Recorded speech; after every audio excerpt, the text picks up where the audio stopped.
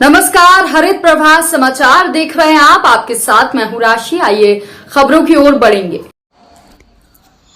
बागेश्वर धाम बाबा धीरेन्द्र शास्त्री ने कथा को लेकर मध्य प्रदेश के गृह मंत्री नरोत्तम मिश्रा को देखे क्या कह डाला।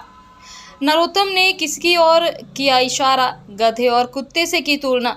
बागेश्वर धाम के संत धीरेन्द्र शास्त्री की कथा का एक वीडियो तेजी से वायरल हो रहा है। उस वीडियो में एक व्यक्ति ये सवाल पूछता हुआ नजर आ रहा है कि विद्ध धर्मियों को हमारी कथा पसंद क्यों नहीं आती। इस पर पहले ही गृह मंत्री शानदार जवाब दे चुके हैं। बागेश्वर धाम के संत धीरेन्द्र शास्त्री किसी न किसी बात को लेकर हमेशा सुर्खियों में बने रहते हैं। अब एक बार फिर उनकी कथा के समय का एक वीडियो सोशल मीडिया पर तेजी से वायरल हो रहा है, जिसमें एक व्यक्ति ने संत धीरेन्द्र शास्त्री से यह सवाल पूछा हुआ नजर आ रहा है कि विद्यार्थियों को हमारी कथा पसंद क्यों नहीं आती।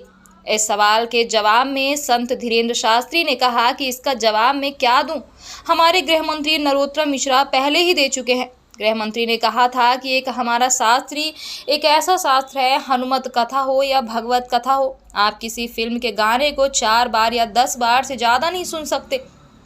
किसी फिल्म के डायलॉग को या किसी नेता के भाषण को भी ज़्यादा नहीं सुन सकते। लेकिन ये हनुमत कथा और ये भागवत कथा मेरे परदादा भी सुन रहे थे और अब मेरा बेटा भी सुन रहा है। इसको हर बार सुनने में वो आनंद आता है जो किसी और में नहीं आता।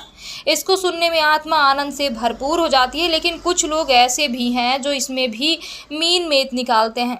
समाज के अंदर ऐसे लोग हैं जो अमृत वाणी क्या अमृत ही हजम नहीं होता। गृह मंत्री ने आगे कहते हुए बताया है कि हमारे यहाँ 4 चीज़ें ऐसी हैं जिसे अमृत बताया गया है। इसमें सबसे पहले शहद आता है। विज्ञान में भी इसे अमृत बताया गया है, लेकिन अगर इसे कुत्ता भी चाट ले तो मर जाता है। वहीं देसी घी को हमारे यहाँ आयुर्वेद में और विज्ञान में भी अमृत बताया गया है, लेकिन मक्खी अगर उस पर बैठकर उसको खाती है तो मक्खी मर जाती है। इसके अलावा जो हमारे यहाँ औषधि मिश्री होती है, यह मिश्री हमारे यहाँ औषधि में काम आती है और आयुर्वेद में और विज्ञान में भी इसको औषधि बताया गया है, अमृत बताया गया है। लेकिन गधा अगर इसे खा ले तो मर जाता है। पूज्य बागेश्वर धाम के यहाँ दंदरौआ धाम में जो महाराज बने हैं, उन संत से मैं एक ही प्रश्न करूंगा महाराज कि विधर्मियों को हमारी ये कथा भाती क्यों नहीं है? क्या कारण है कि विधर्मियों को यह कथा पसंद नहीं आती है? बस महाराज इसका उत्तर दे दीजिए। वाह, इसका जवाब तो हमसे पहले ही मध्य प्रदेश के गृह मंत्री दे चुके हैं।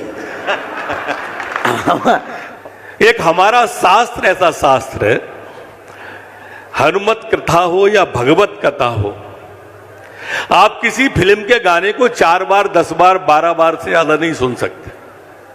किसी फिल्म के डायलॉग को, किसी नेता के भाषण को 2 बार 4 बार 10 बार से ज्यादा नहीं सुन सकते।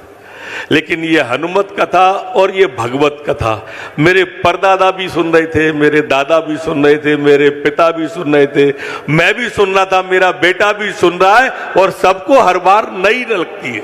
हर बार सुनने में वो आनंद आता है कि आत्मा आनंद विभोर हो जाती है।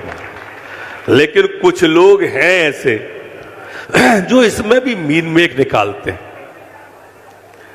है समाज के अंदर ऐसे लोग जिन्हें अमृतवाणी क्या कहूं, या अमृत ही हजम नहीं होता।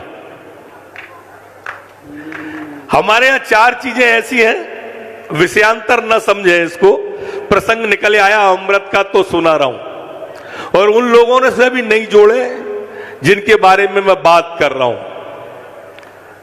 शहद है, शहद हमारे यहां विज्ञान के द्वारा भी और हमारे शास्त्रों में भी शहद को अमृत बताया है।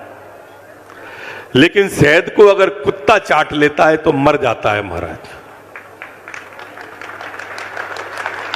देसी घी को हमारे यहां आयुर्वेद में, देसी घी को हमारे यहां गाय के घी को आयुर्वेद में और विज्ञान में भी अमृत बताया है। लेकिन मक्खी अगर उस पर बैठ के उसको खा ले तो मक्खी मर जाती है।